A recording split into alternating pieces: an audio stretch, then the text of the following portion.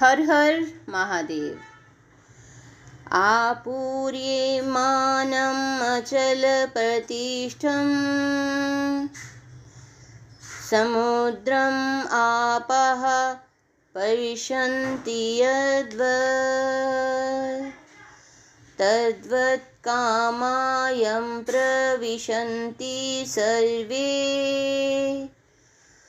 स शान्तिमाप्नोति न कामकामी। यहाँ भगवान श्री कृष्ण अर्जुन से कहते हैं, जो पुरुष समुद्र में निरंतर प्रवेश करती रहने वाली नदियों के समान इच्छाओं के निरंतर प्रवाह से विचलित नहीं होता और जो सदैव स्थिर रहता है, वही शांति प्राप्त कर सकता है। वह नहीं जो ऐसी इच्छाओं को तुष्ट करने की चेष्टा करता हो।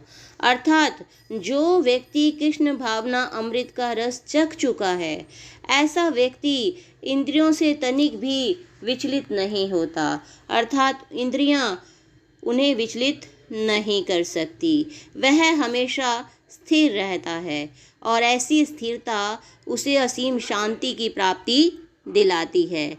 इसके विपरीत ऐसा व्यक्ति जो हमेशा इंद्रियों को खुश करने में लगा है, क्योंकि इंद्रियां तो कभी खुश हो ही नहीं सकती। एक इच्छा पूर्ण नहीं होती, दूसरी पहले आकर खड़ी हो जाती है। इस प्रकार वाला व्यक्ति कभी भी खुश नहीं होता, अर्थात हमेशा ही इंद्रियों को तुष्ट करने की चेष्टा करता रहता है।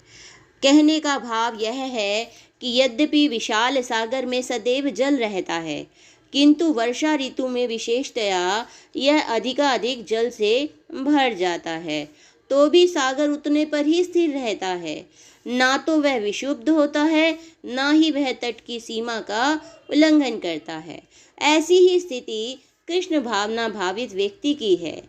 जब तक मनुष्य शरीर है, तब तक इंद्रिय तृप्ति के लिए शरीर की मांगे तो बनी ही रहेंगी, किंतु भक्त अपनी पूर्णता के कारण ऐसी इच्छाओं से विचलित नहीं होता। कृष्ण भावना भावित व्यक्ति की किसी वस्तु की आवश्यकता होती ही नहीं है। ऐसा व्यक्ति किसी वस्तु की इच्छा रखता ही नहीं है, क्योंकि भगवान उसकी सारी आवश्यकताएं पूरी करते रहते हैं। अतः वह सागर के तुल्य होता है, अपने में सदैव पूर्ण। सागर में गिरने वाली नदियों के समान इच्छाएं उसके पास आ तो सकती हैं, किंतु फिर भी वह अपने कार्य में स्थिर ही रहता है और इंद्रिय तृप्ति की इच्छा से रंच मात्र भी विचलित नहीं होता। कृष्ण भावना भावित व्यक्ति का यही प्रमाण है। इच्छाओं के होते हुए भी वह कभी इंद्रिय तृप्ति के लिए उन्मुख नहीं होता, चूंकि वह भगवान की दिव्य प्रेमा भक्ति में तुष्ट रहता है। अतः वह समुद्र की भांति स्थिर रहकर पूर्ण शांति का आनंद उठा सकता है। किंतु इसके विपरीत व्यक्ति ऐसे जो हमेशा इच्छाओं की पूर्ति में ही लगे रहते हैं, वह भौतिक सफलताओं के पीछे ही लगे रहते हैं, उन्हें कभी शांति नहीं मिलती। वे अपनी इच्छाओं को पूर्ण करके भी दुखी रहते हैं और पूर्ण न करने पर भी दुखी ही रहते हैं, क्योंकि ऐसे व्यक्ति की इच्छाएं कभी पूर्ण नहीं होती जिससे वह सुख को प्राप्त कर सके।